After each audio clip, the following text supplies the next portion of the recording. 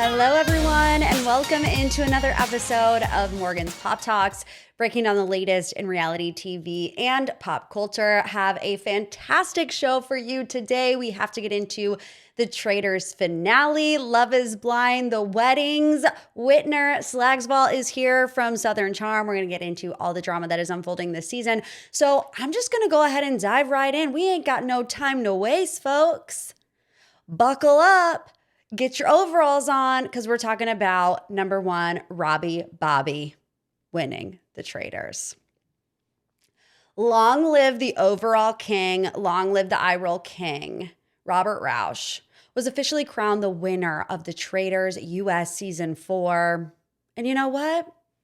Who's surprised? Is there anybody out there that is surprised that Rob won the Traitors? I mean, it was glaringly obvious. Honestly, I want to say ever since the Candace vote. The Candace vote did have the ability to completely sabotage and ruin his game, but it's like nobody around him ever wanted to believe that he was a traitor. And it was like in that moment we knew if he could make it through 2 throwaway votes with Candace writing down his name, we're going to be good. And that's exactly what happened, which speaking of throwaway votes, poor Maura, poor sweet baby angel Maura. She was duped, bamboozled. And look, I'm not going to fault her for that. Did you see the way that Rob Rausch grabbed her face? I would be unwell for weeks to come. I mean, he didn't even grab my face and I was unwell over it. I was like, oh, it's over. It's over. I knew that Mark was going to be the one in the coffin for exactly the reason why I predicted. Maura and Eric tried and true numbers for Rob. He needed that additional number to knock off Johnny and Tara. Mark was sniffing around. He was a bit of a liability, so that made sense to me. And then I talked about this on Patreon and then on my page, but in case you missed it, people were like, well, why did Maura vote for Johnny at the final 5 and not Eric? And really it comes down to going into that final 4 banishment with a numbers advantage. If she would have voted out Eric at the final 5, there would have been a tie when it came to the final banishment. And I looked up what happens in the case of a tie. And if it's deadlocked, they vote again. And then they vote again, and then it's left up to chance, which is kind of like a Survivor, like how Survivor does it, right? They draw rocks. I've never seen every time, you guys, every single time with the dog. Look, I love my dog, but dang, he's very boisterous every time I want to record a podcast episode. Anyways, what was I saying? In Survivor, they draw rocks. I'm not entirely sure what they do in the Traitors, but it would make more sense strategically for Maura to keep Eric in for that final banishment because, Eric, Rob, and Maura were a strong 3, and then they were a strong 2. And then, of course, when Rob had to break it to Maura that he was a traitor, it was gut-wrenching. She couldn't believe it. She was shocked. But she got over it relatively quickly, and so did Eric. The only person who has not got over it is Candace, which is also kind of interesting. Maura says she still has not received her Birkin, but who knows if Rob has actually received his money yet. Remember when Gabby Windey won the Traitors? She was on Watch What Happens Live after the finale aired, and she's like, hello, I need my money. And Andy's like, we'll get it to you. So I would go as far as saying that Rob probably hasn't seen that check yet. But Maura told People magazine this, you can't just walk into Hermes and buy a Birkin. So Lisa Rinna, the queen herself, is helping Rob get the Birkin because Lisa has contacts. So I told him, speak to Lisa. I've sent him a picture of the exact bag I want. So now it's in his hands. I deserve this. I need a spinoff show where Peacock follows Rob, Lisa, and Maura on their journey to get the Birkin. Could you imagine Lisa Rinna meeting up with Rob in his overalls in Los Angeles at Hermes, and Lisa's walking him through, okay, this is the mini Kelly. It would just be unbelievable. Eric also made a song about his Traitors experience called how the fire started. Eric the Vengeful arrives at Robbie Bobby's ranch, and it says, time to right some wrongs. And Rob is in the music video, Natalie, Jam Jam, Maura. I think it's actually pretty genius. Strike while the iron is hot. And this is how Eric strikes, right? He's not like a reality TV contestant where he's going to be wanting to get these brand deals. I think he has opened himself up into a new audience that might like his music. I mean, the song is pretty good. So I'm here for it. I loved it. And just back to Rob. I mean, like I said, we called it from the beginning. He was just always 3 steps ahead of everybody. And I think that Rob gave future Traitors a great blueprint of how to be a great in the game. Stay calm, cool, collected. I really think that that was Rob's biggest strength in the game, is that he never lost his cool. He never let anybody see him sweat. And the moment that you start to sweat, that like rings alarm bells that they're hiding something. So I thought that was really great strategy from Rob. He also played as a faithful.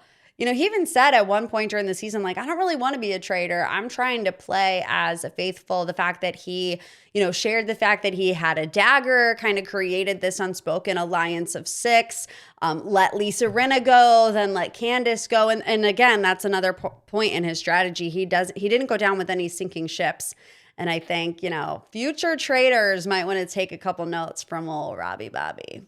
Headline number 2 in this week's Pop 3, we got huge RHONY news this week. RHONY is coming back with a rebooted reboot. We were kind of left in the dark as to what was happening with RHONY. They had an interesting last season with Bryn Whitfield and Uba Hassan and Jenna Lyons. Who else was there? Erin, Sai, Jessel. Didn't really know where the franchise was going to go. Cameras went down for quite some time, but we got a new cast announcement this week. And one of the housewives is an internet troll, seemingly. So returning cast members are Erin Lichy, Sai De Silva, Jessel Taank, which I like. I like that core group. There's nothing, I was going to say there's something I dislike about the 3 of them. I never got too deep into the rebooted RHONY because it just didn't vibe for me all that much. So I just can't really remember anything about whether or not I liked or did not like. I know I like Jessel. She's funny to me. Carole Radziwill is joining as a friend of, which is shocking, right? Because there was a lot of bad blood when she left the show between her former BFF, Bethany Frankel, and even Andy Cohen. But when Carole Radziwill went on Watch What Happens Live not too long ago, people were like, oh, they kind of seem like they have smoothed things over.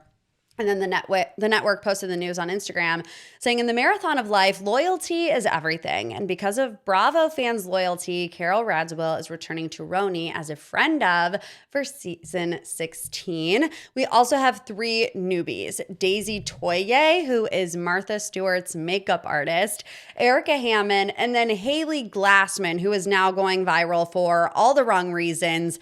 Just hours after this announcement was made public, Claudia Oshry, who is a host of the Toast podcast, she is a social media influencer, shared screenshots of tons of DMs from Haley being an internet troll. One of them read, oh my God, your voice is so annoying, like Janice from Friends. Claudia was like, this girl's obsessed with me. Am I wait? The screenshots included a message where Haley tells Claudia, looks great, but you got to own you're on Wegovy. You're an influencer and you really should be honest on your platform about it. When you need any skin tightening, since you lost enough to need it, I'll set you up with a great plastic surgeon in NYC.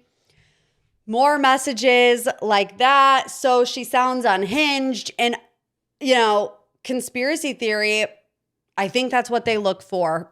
I feel like they need at least one completely out of touch with reality person. And it seems like Haley Glassman might be that person. Not a great foot to start off on. If she's treating a complete stranger like that on the internet, imagine what she's going to treat a group of women that she films a reality TV show with. So we'll have to see how that goes. And headline number 3, I don't want to talk about at all.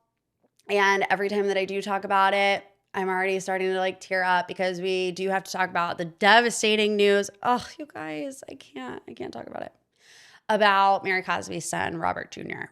So last week it was announced that he passed away at the age of 23, which is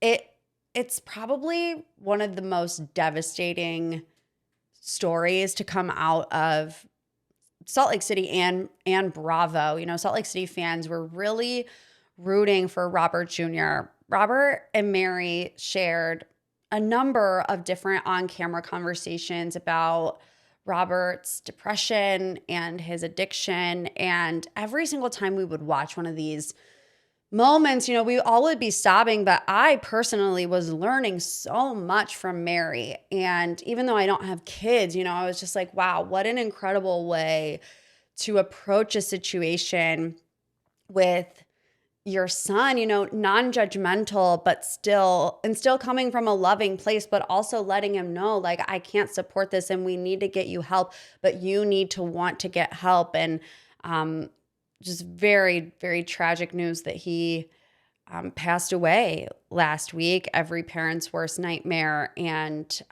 Mary said this: our beloved son, Robert Jr., has been called home to the Lord. Though our hearts ache, we take comfort in God's promise and knowing he is finally at peace. We're grateful for your prayers and trust in the Lord to carry us through this time of sorrow.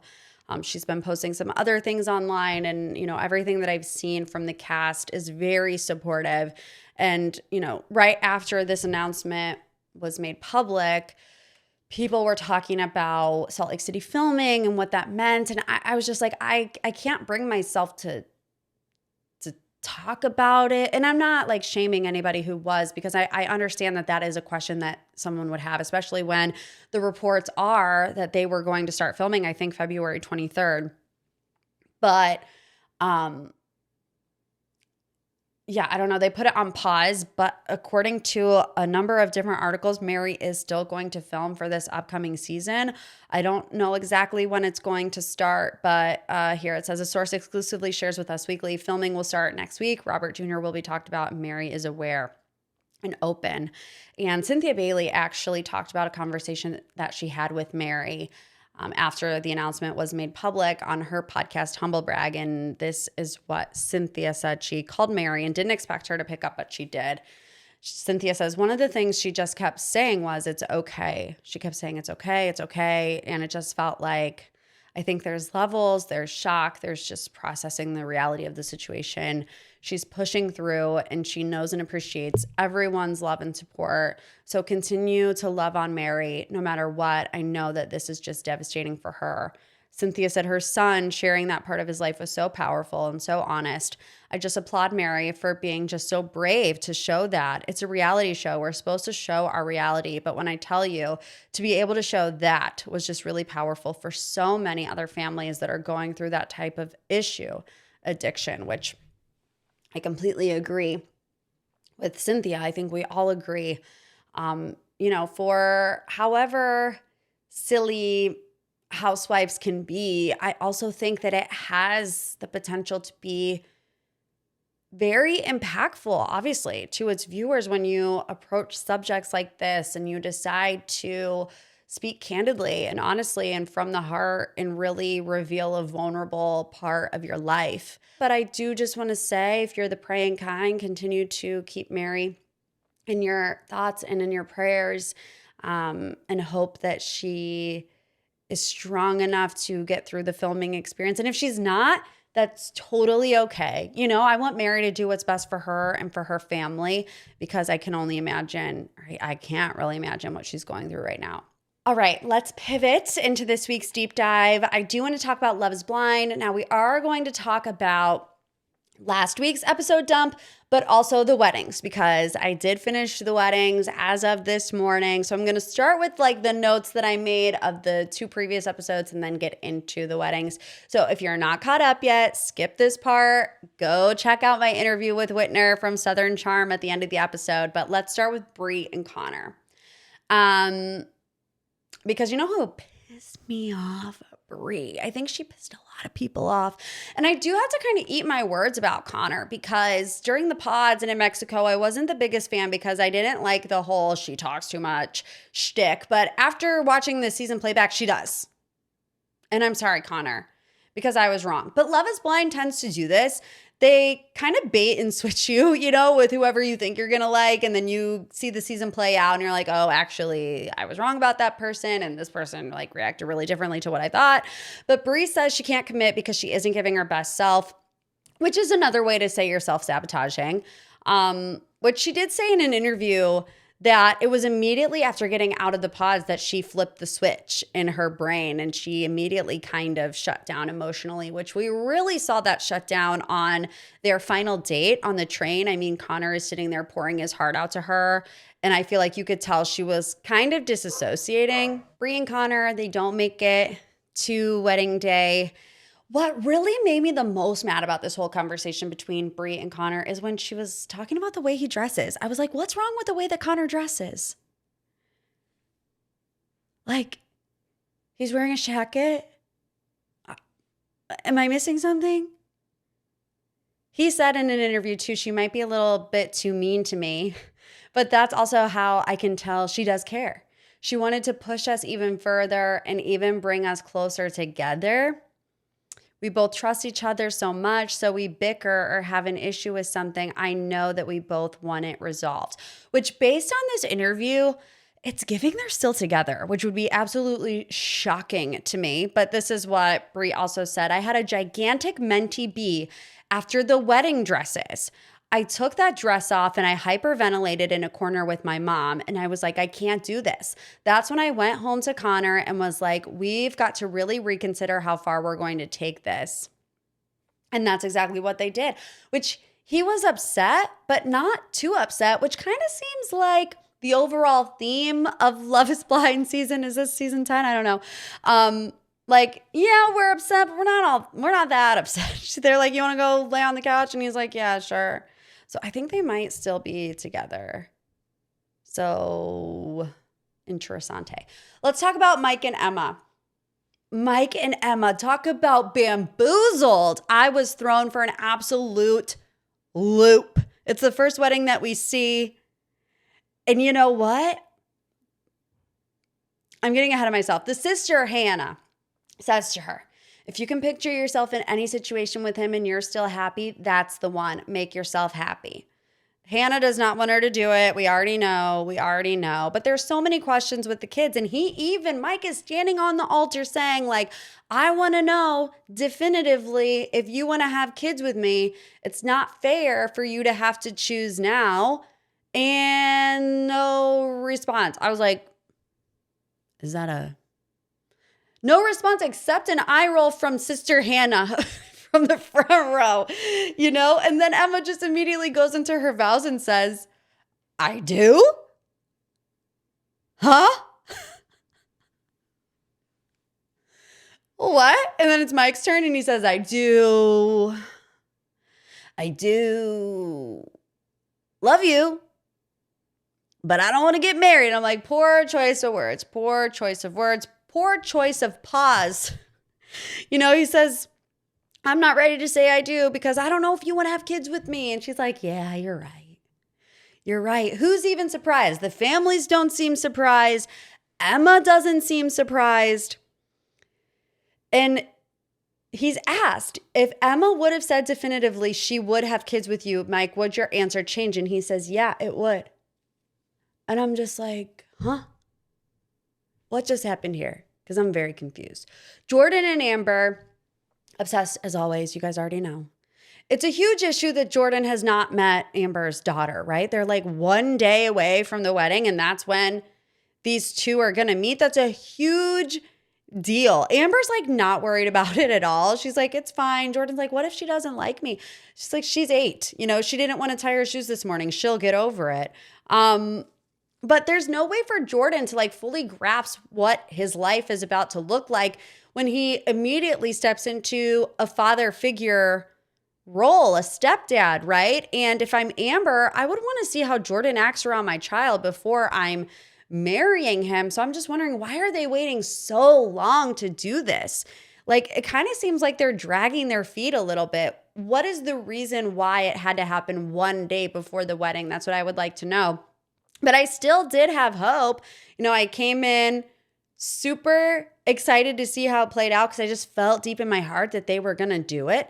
We learned that they did meet. Her daughter did a magic show for Jordan, and I have the old school in my notes, the old school heart, where you did like the less than sign with the 3, because that's how I feel.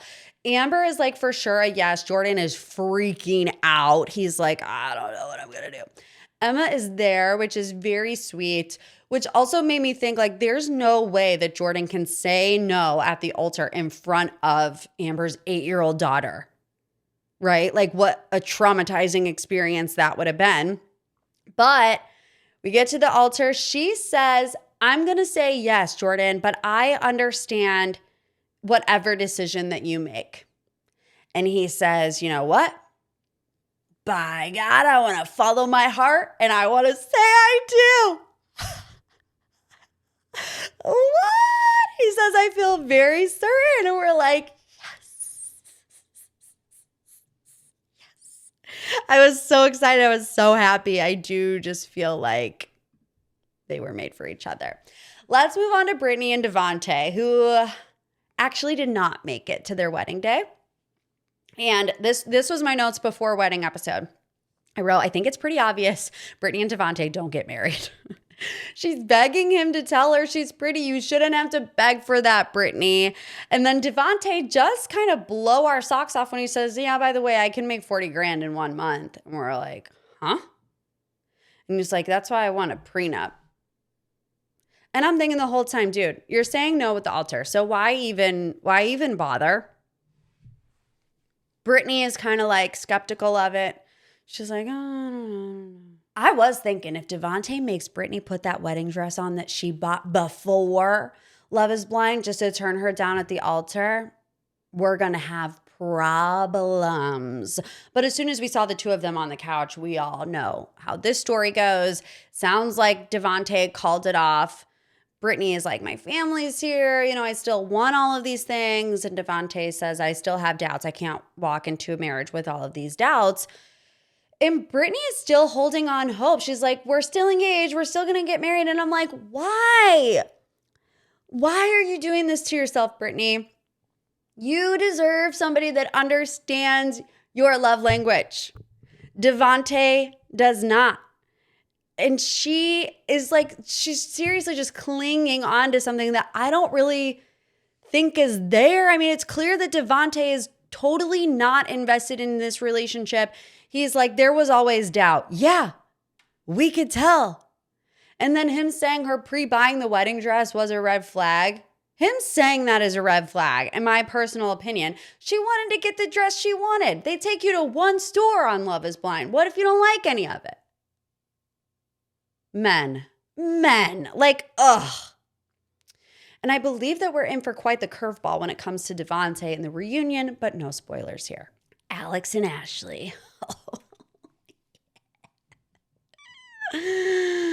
Let me first start here. Alex really pissed me off in that Pins. Not only the way he was talking to Ashley at that Pins, but also the way that he was talking to Priyanka at that Prince. Why are you coming at Priyanka, bro? He's like, well, it's a gang up. It's a gang up. Bleh. And it's like, no, Ashley needed backup because you're speaking in code. Nobody can understand what you're saying. Nobody knows where you live. Nobody knows what you do for work. Nobody knows where you were 3 weeks ago. Nobody knows where you were 2 years ago. You don't even know the answer to those questions. So I need somebody here to make sure that I'm not going insane. Right? Alex makes no sense. But you know what? I'll smooth it over. Chicken nuggets with barbecue sauce. And honestly, I felt that. I can sit here and I can be mad at Ashley for staying with Alex for too long, but I felt that chicken nuggets and barbecue sauce. My prediction with Ashley was this, that she was going to clock him at the altar. And that is exactly what happened. When they say, Alex, you're going to start, we're like, oh, he is. And then she's like, no, I'm going to start. She says, I know your answer, and it doesn't matter to me. I know you don't choose me. I'm not choosing you either. Dad is like, I know that's right. That's my daughter. That's my girl, Ashley. She said, you would say a lot of words, but somehow I felt more confused by the end of our conversations. Same. She said, lying is a non-negotiable for me. She is letting him have it. She's letting him have it. At the altar, she said, saying no to you today is a win. And then she calls him a loser to her friends. I didn't know Ashley had that in her. But I was sitting there like, yeah. And Alex is just Alex at this point, truly. And we go from that to Vic and Christine. They're so cute. Vic and Christine, they're so cute. There's no red flags. I mean, the only thing that could kind of be a red flag is the fact that Christine hadn't met the mom or the sister until the day of the wedding. But even when they meet, it's like they've known each other their whole entire lives, right? They're hugging, they're crying. There's just so much love there. They exude happiness. And their packages last, which always means that they're going to get married. We're going to end on a high note. I don't know about you, but I cried the entire time through Vic and Christine's wedding. From when Christine hugged mom and sis to when, first of all, making them walk down the stairs, the brides. Unforgivable, first of all. But watching her walk down the aisle, Vic's reaction, Vic's friend's reaction, I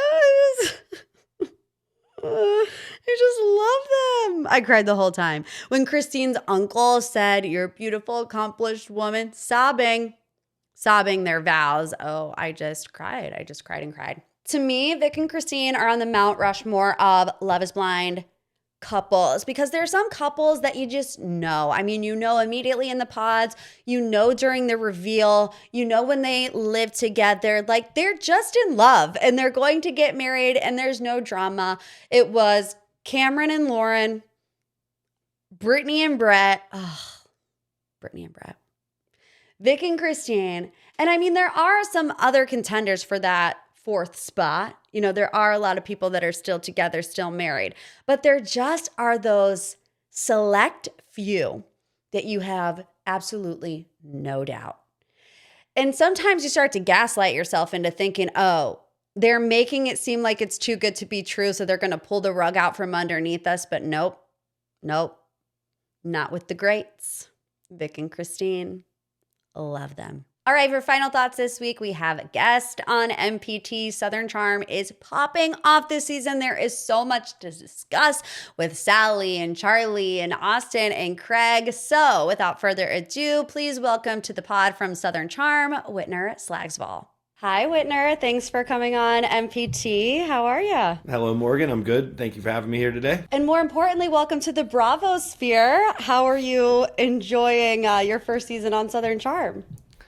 It's real surreal. The Watch What Happens Live show was sort of a culmination of all that surrealness, because I'd met Andy through the Buffetts years ago, and so it was sort of like, hey man, good to see you again in this setting. So there's been some real elements like that. There's been some real fun sides, going on some trips with Austin. The cast trip was a lot of fun. Getting everyone up to the farm was a lot of fun. Not for nothing, but I don't look at comments or podcasts. I try to at least avoid them. But I did see one podcast that was kind of critical of my mom. And so I was like, I don't like that at all.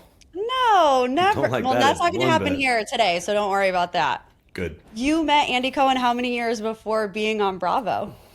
Oh man, I've met him a couple of times over the years. So he was best friends with Aunt Jane, and I last saw him maybe 5 or 6 years ago at their engagement party or her birthday party, or one of the two. That would often be hosted at their house up in New York. Small world for sure.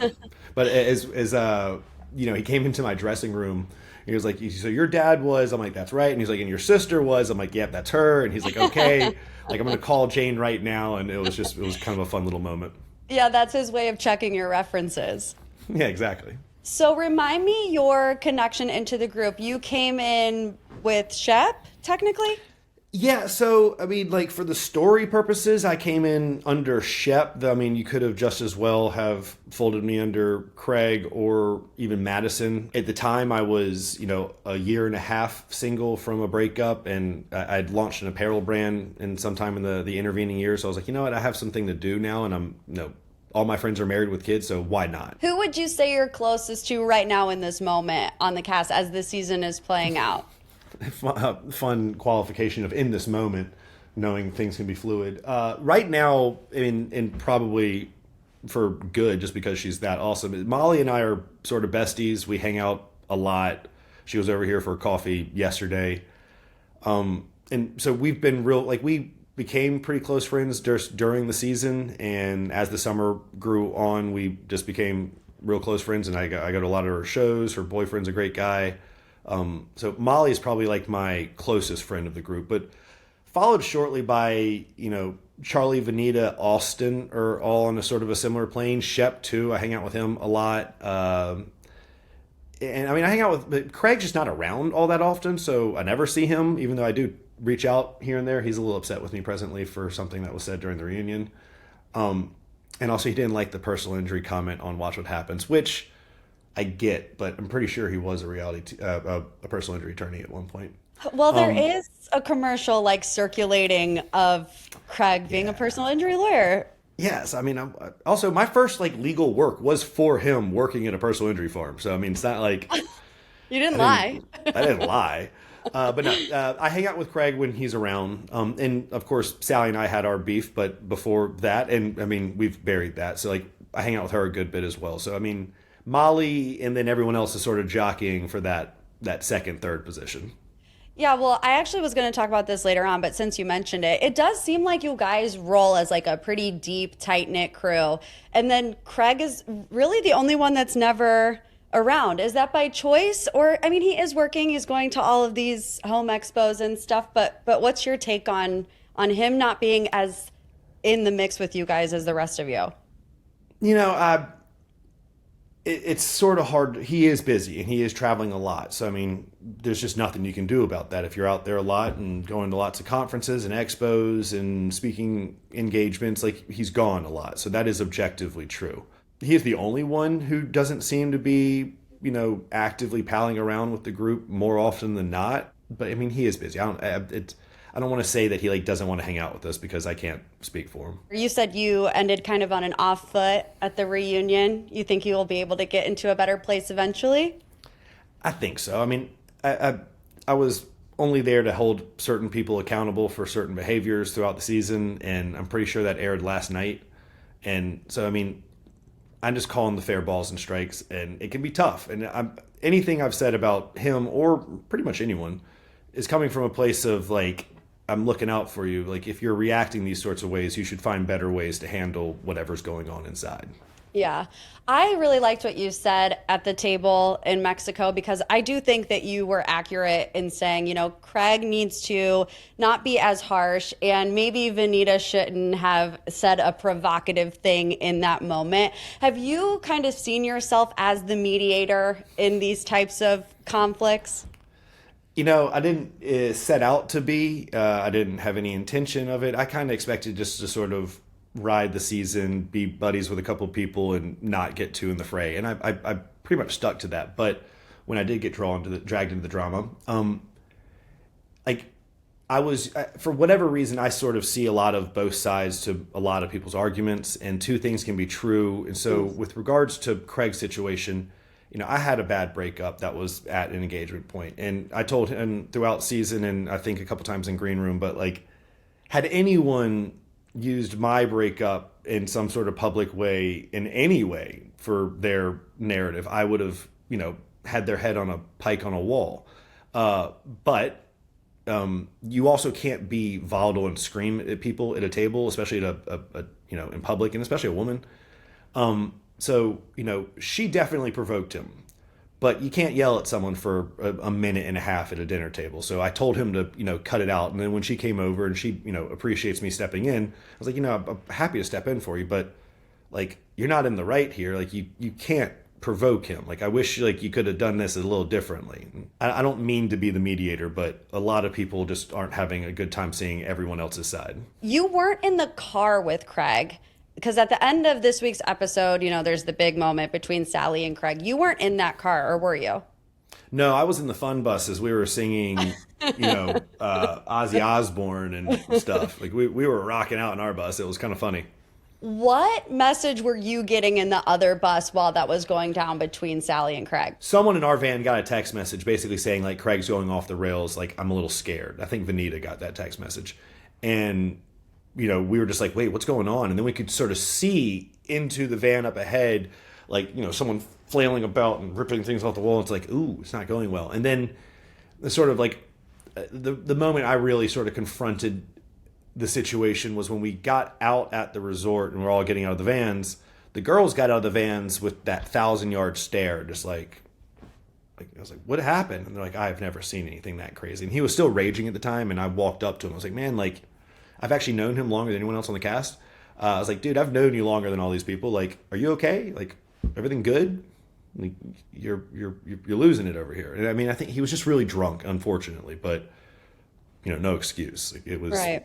It was a little over the line. Craig has said, you know, in interviews that this is like the moment that he has been dreading, that this might have been like one of the worst moments that he's had on TV.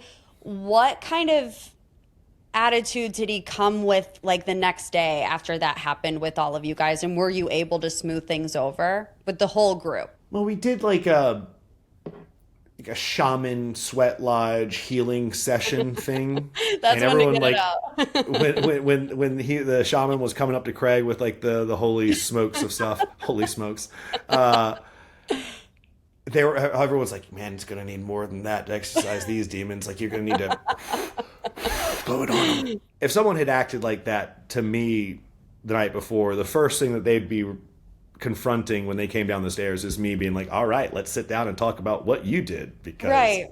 No. I do want to talk about Itchy Grass. Such fun episodes. Were you nervous to bring everybody? Yeah, I mean, not nervous because I've been farm weekends with groups of friends staying at the up there is a long running tradition. It started pretty thick in college where I'd get up there with like, you know, everyone have a cabin and we'd just party for the weekend. Went through law school, kept going, and my parents are sort of the biggest. Like, I have friends who be like, are your parents going to be there? Yes or no? Like, I might not be able to make it. It's like, not nervous in so much as like, I've always been doing this and it's a like practice routine. This group of people might make you a little nervous. Yeah, I mean, like, I really am protective of my parents, and I really didn't want like anything trite or, you know, dramatic blowing up on them, because like they just don't need that and they don't care, and like also like provoke them, and like you're gonna get the wrong side. Like, my dad's gonna be like, this is all stupid, and my mom's gonna be like, why are you all yelling? And I saw a bunch of things like his mom cannot be that nice. Like, one, she totally is that nice because she's a host and she doesn't want to do anything improper, and she's like God's grace. But like the moment you set that woman off by doing things wrong, like I was protecting the people from them more than anything. So I don't know if I was nervous more than I was just, I didn't want it to sort of spill over. And right. And then of course there is some sort of like, ooh, I wonder how the world's going to like my family and my home. You're introducing them to a very like deep and vulnerable layer of you pretty early on into your reality TV experience. Did your parents like, I want to know how they watched the episode. Were they like texting you during it? What did they think of the edit? I was up in New York when those episodes were first aired for Watch What Happens, and then we filmed the reunion that week. And my parents were on the way down to Costa Rica, and I went from New York to Costa Rica with them. But my parents were in a hotel the night of the episode. I have a picture from my mom of my dad laying in the hotel bed with the computer on his chest, like screened up, and he was watching the scene when Rod and Austin are on the dock, and it was cute. My mom was like, "Dad's watching it," and they loved the episode. They thought that they were both very selfishly like, "We're really funny," and I was like, "That's good. I'm glad you enjoyed it. I'm glad that you liked the property, and overall the portrayal of everyone in themselves." Yeah, I thought it was a great 2 episodes. So fun. And in those episodes is actually when you told us that Jimmy Buffett was your uncle. And I just need at least one Jimmy Buffett was my uncle story. Okay, so good Jimmy Buffett was I'll give you the OG one. Okay. So in kindergarten, we were going on some trip with them. Like, we would always go on these big trips with the Buffetts. They were just big travelers, and we were good ages for their kids, so like we were always traveling with them, and my dad and Aunt Jane are real close. And Jimmy and my mom were real close because they were the two non-Slagsvols. And when when Jane and my dad were both sober, my mom and Jimmy were running buddies for a while. So, all right, we were going on some trip with them. It was kindergarten, and it was a show and tell day. So we brought Jimmy as show and tell, and like the kindergarten teacher is just like, it was early '90s, and the kids, of course, didn't know anything. But it was when that song "Achy Breaky Heart" was really popular. And so the kids were like, "Play Achy Breaky Heart," and Jimmy's like sitting at the front of a class with a guitar, being like, I can't do that. I'm not going to." So passing him off at as our show and tell in kindergarten is one of the good ones. And I mean, my favorite one is he was in town for, it was actually one of like the last couple of visits he made to Charleston. But it was when a hurricane was hitting. He was actually in town checking on a boat that he was having built, and we'd always go out to dinner when he was in town. We went out to dinner. He's got a friend here named Chris Dixon, who's a surf guru, author, journalist guy, great guy. And we all went surfing, and it was during a hurricane when they had evacuated the cities, but like the hurricane totally missed us. So we just had this like wonderful, sunny, nice weekend when no one was here and great surf. And Jimmy has a song lyric where he says something like, "I feel so terrible, like I feel like surfing in a hurricane," or something like that. And we were surfing, and someone got a picture of us like with our boards up on the beach. And then that picture got posted somewhere. And then like I woke up the next day to that picture being in like every newspaper and magazine across the country because Jimmy Buffett surfing in a hurricane. And then that guy. What do you think of people saying, "Oh, Whitner, he's this eligible bachelor. Why are none of the girls trying to get with Whitner on the show?" What's your reaction to fans saying that?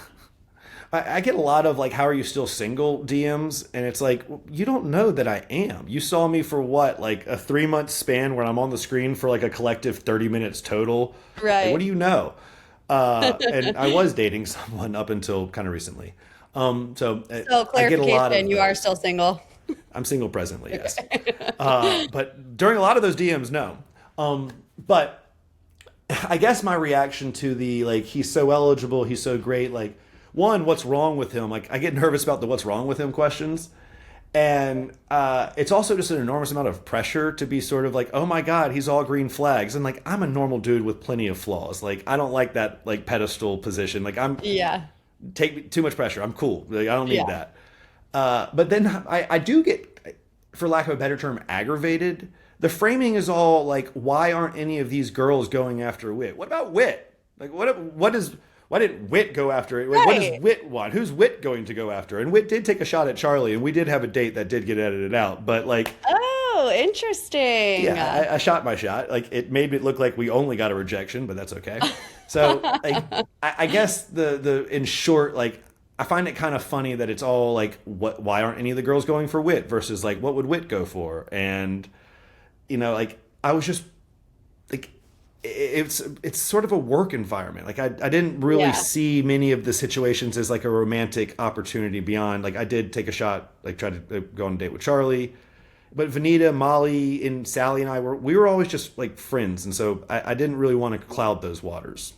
Well, how was your date with Charlie? What'd you guys do? We went to Vindu, a rooftop bar here.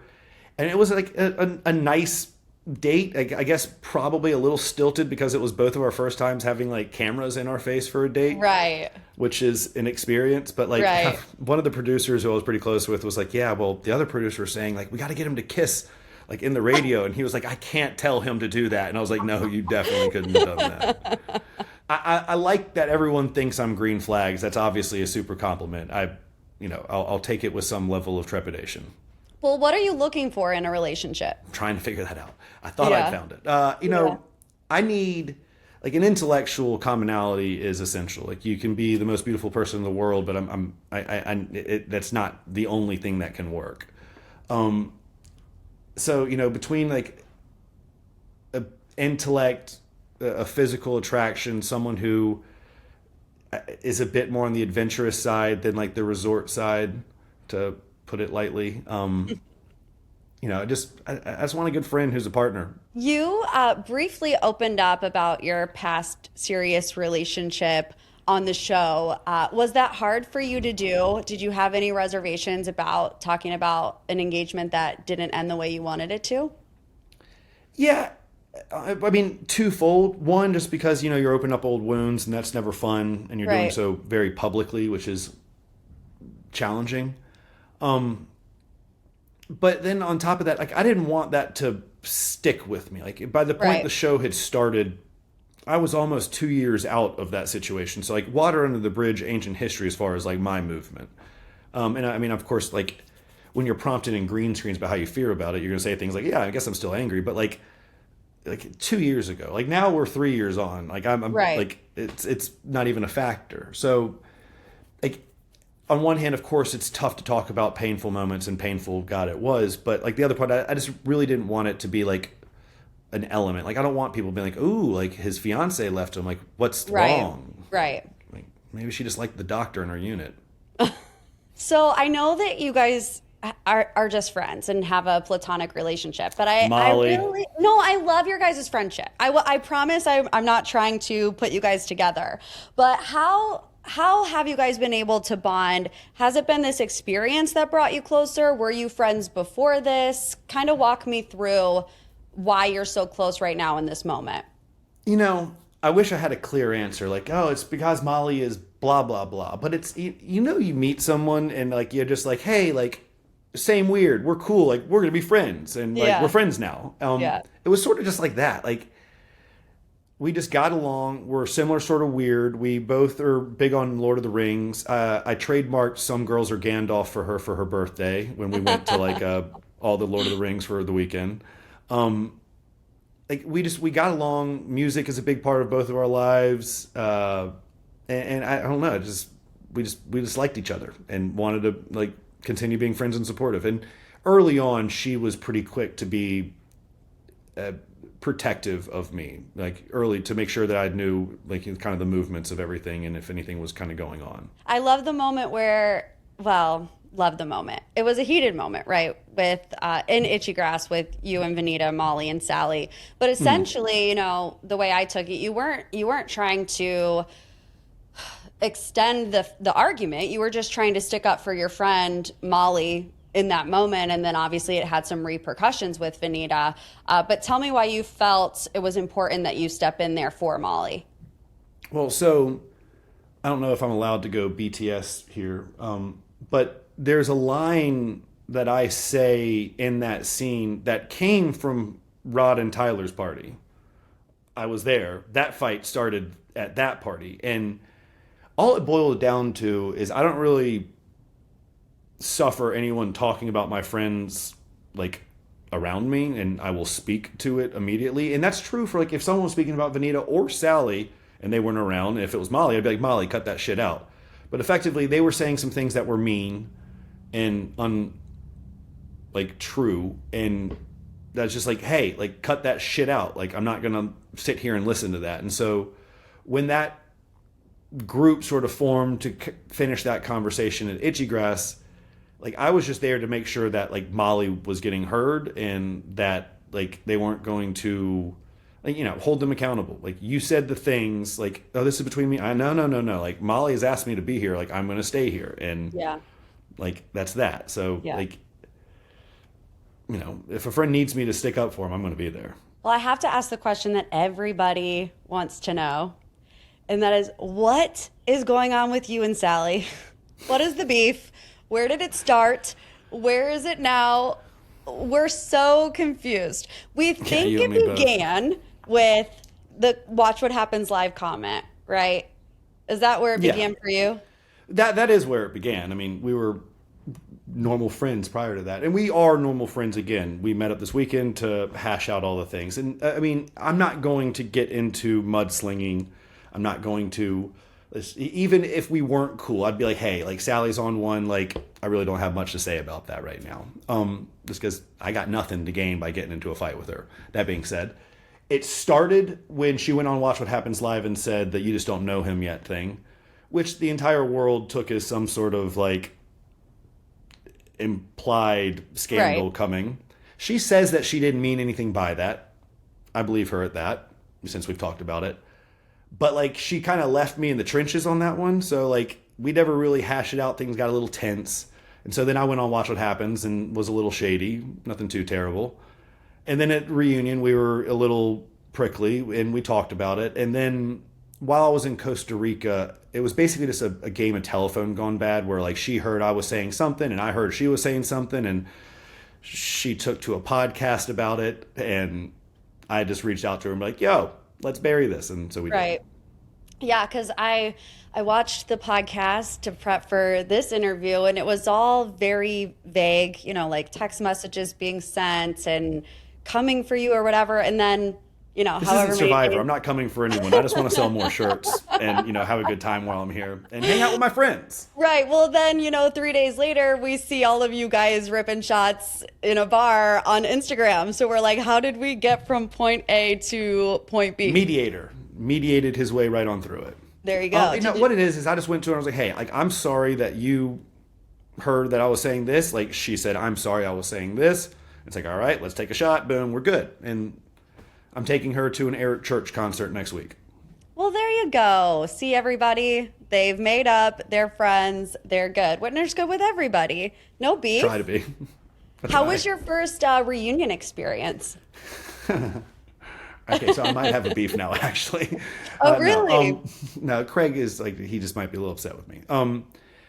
The reunion was cool. Like the whole week I had in New York was a lot of fun, actually. I had actually step back. I had a wild 3 weeks where on Thursday, I have a tech company that I started and manage, and we're working with law enforcement. And we had a big training exercise with law enforcement up in Columbia, South Carolina. And I volunteered to be one of the role players running around the fugitives on the run as they were using the software to like track us. So on Thursday, I was running from bloodhounds, drones, and helicopters.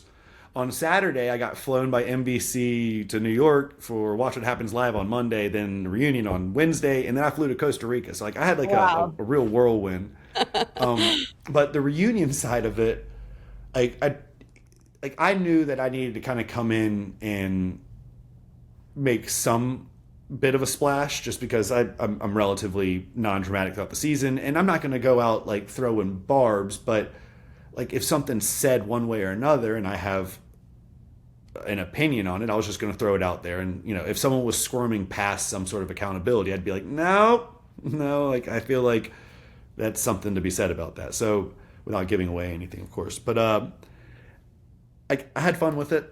You know, I hope the cameras don't linger on me too often because I'm pretty sure like a couple of times when I stir something up, I gotta sit back and be like, Just watch it. Yeah, you stir it kinda up and then you smirk, just like, sit back and watch. camera's gonna look over at me and I'm like snidely whiplash. Like, so I mean, I had fun with it and it was a good time. And everyone went out afterwards and seems like they were in good terms. And Everyone? yeah, we all went to dinner afterwards. Okay. Even Craig? Craig came as well. Like he's got a good heart. He might have some difficult times, but I do not believe that boy has like malice as a motive. I'm still Team Craig. Whitner, thank you so much for taking some time. We've loved you on this season, and we hope Thank to you. see you on the next one. Well, I'll let you know how that goes. All right, you guys, I hope you enjoyed this week's episode of MPT. Leave a review if you haven't done so yet. A little 5-star boop boop, a little lovey like a sis. Don't forget, the Patreon girlies get the episodes ad-free and a day early. They also get a bonus episode every single week. We're talking Survivor 50. All the Bravo headlines. We do episode recaps where you get to vote for what episode we recap. I have to assume this week it's going to be Summer House, although it's kind of early to tell. But anyways, make sure you come check us out on the Patreon, Lilas Plus. The link is in the show notes below. If not, I'll see you next week. And as always, love you like a sis.